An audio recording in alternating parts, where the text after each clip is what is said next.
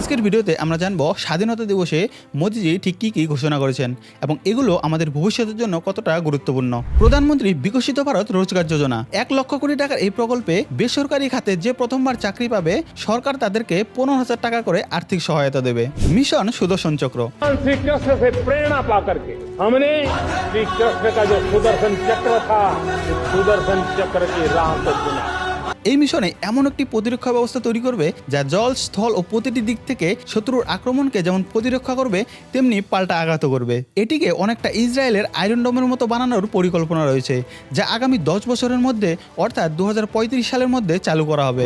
Made in India semiconductor chip. প্রধানমন্ত্রী ঘোষণা করেছেন যে এই বছরের শেষের দিকে ভারতের তৈরি প্রথম সেমিকন্ডাক্টর চিপ বাজারে আসবে।